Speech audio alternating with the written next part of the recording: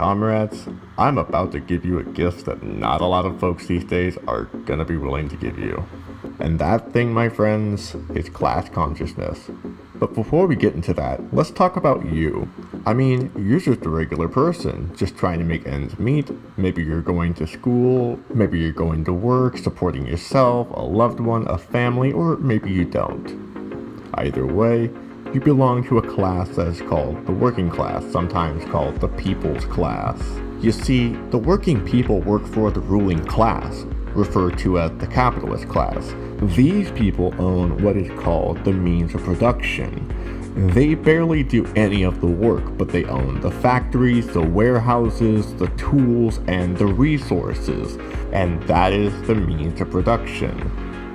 What these workers need to realize is that they are being exploited and enslaved by the capitalist class. The work and labor that they do can be done on their own accord and by them if the market demands it. Okay, so for example, under capitalism, the market demands fast food because quick food is cheap and therefore quick food gets food out there faster, therefore profit is much more accessible. But under a worker state, healthy food is a necessity simply because it is healthy. Not only that, but a worker with access to healthier options is a more productive worker. There is no ulterior motive that necessitates it for the sake of necessitating it. Now, I hear a lot of people arguing that veganism has been exclusively commodified to be a gentrified white boy diet. Personally, under capitalism, I'm inclined to agree, and I don't think it's right.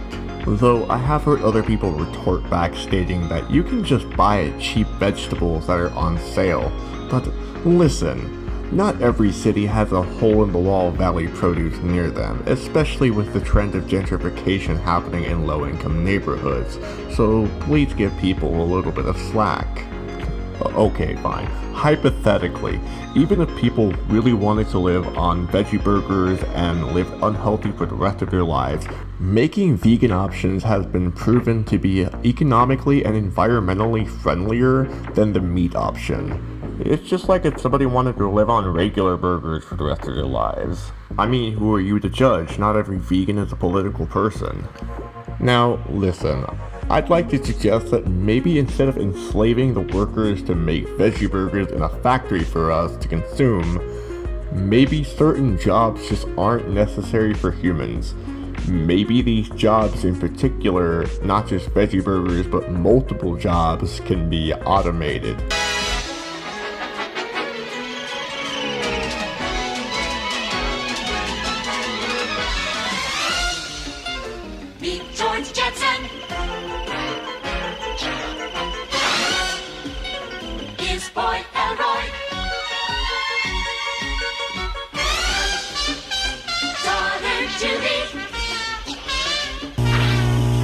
Sure, humans need to be involved in certain things like creating and innovating, but do we really need to be suffocating in a coal mine for 8 hours a day? To quote the late great Murray Bookchin from his wonderful book, Post-Scarcity Anarchism, there is no reason why the basic technological principles involved in cybernating the manufacture of automobile engines cannot be applied to virtually every area of mass manufacture.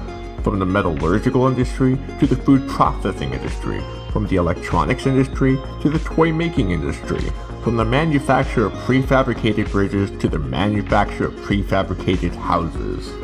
This is something that he calls revolutionary thought, and it's something that I think the left wing strongly lacks when it comes to attempting to organize the workers. After all, the goal is to organize the workers and the people against the rich and the state, right?